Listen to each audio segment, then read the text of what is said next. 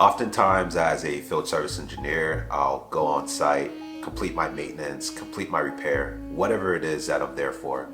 After that, the customer is going to ask me, is that it? Are you done for the day? And I'll answer in a sense, but they don't seem to think about the other work that comes along with being a field service engineer. In this video, I'll talk about some of the other tasks that you're going to be completing as a field service engineer, especially those that can be done while at home or on a home office day. Welcome back to Untitled Label, where we strive for greatness through optimization. I'm John, I'm a field service engineer as well as an entrepreneur, and on this channel we talk about all things relating to being a field service engineer. Being on site and actually completing the maintenance, repairs, installs, whatever it is you're there to complete on the customer site is only half the job. There's still a lot of admin work that goes along with being a field service engineer. Majority of that admin work, ironically enough though, is focused on planning and scheduling other work that's going to be coming up. The first thing I'll discuss is reaching out to customers and planning your schedule, essentially. So as a field service engineer, you're going to get assigned work that you have to complete outside of repairs that may pop up out of the blue. The good thing about this is you have the flexibility, and it's literally up to you to schedule when you want to complete these assignments. Sometimes you are going to have windows and deadlines that you have to meet.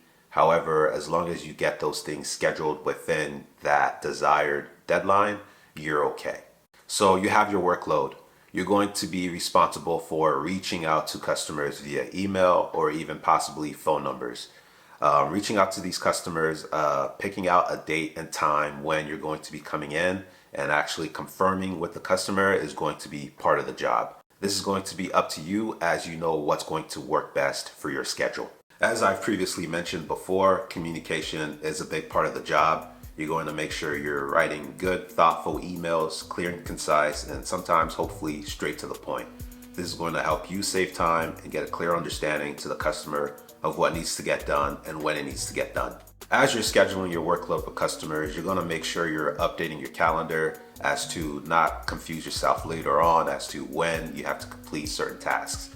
Having an updated calendar is going to only help you be a better field service engineer, as everything's going to be well organized and in one place for you to see. As you're getting customer confirmation, it's going to also be up to you to make travel arrangements. Traveling is part of the job for some field service engineers, and if you're one of those people, you're going to be responsible for scheduling flights, hotels, as well as sometimes rental cars. Sometimes travel can change based on repairs popping up and you having to be somewhere else, but as long as you can plan ahead, not too far ahead, but plan a little bit ahead, that's going to help you in the long run. Along with planning your future work, it's going to be checking your parts inventory. As someone that works primarily from home, I go to customer sites. It's my responsibility to make sure I have the needed parts to complete the maintenance or the work that I need to get done. You're going to be responsible for checking your parts inventory, making sure you have the parts that you need, and if you don't have them, ordering more parts. That way you're ready to go whenever that maintenance is due. Occasionally, there are going to be parts that you need to return back to your home office, so this is also going to tie into parts inventory. Something else that you'll be doing as a field service engineer that I personally find important as being a finance nerd is going to be expenses.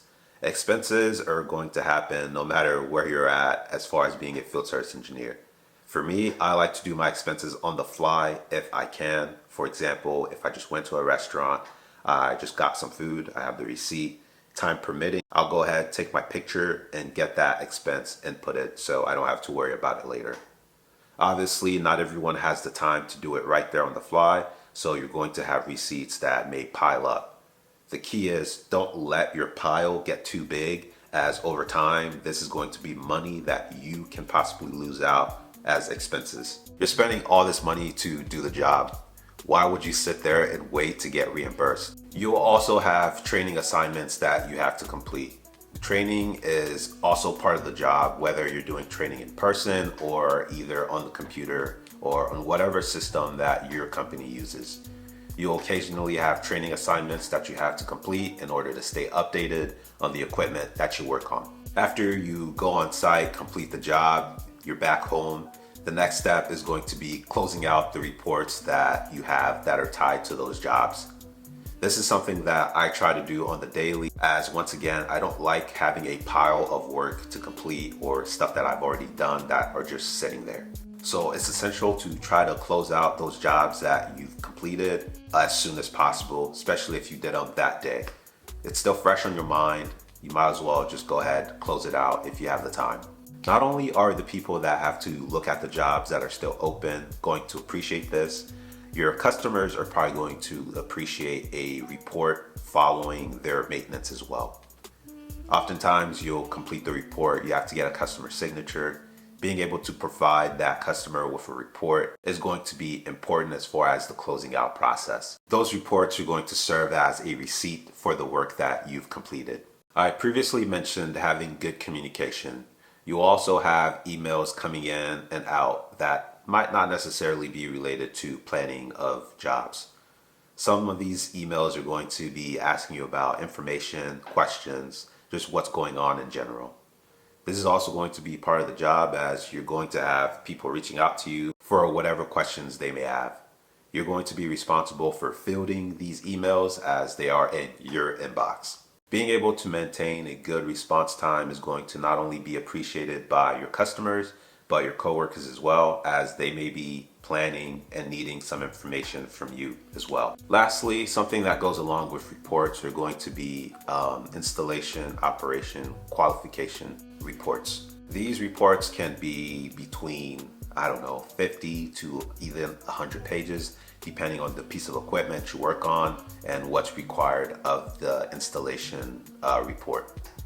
These reports are going to take you maybe a couple hours to sit down, thoroughly go through the report and input the data. Now, not everyone may be someone that works on these reports. However, they may be part of the job. As a field service engineer in the biotech industry, I think I've mainly covered most of the outside, off-site work that you're going to be completed.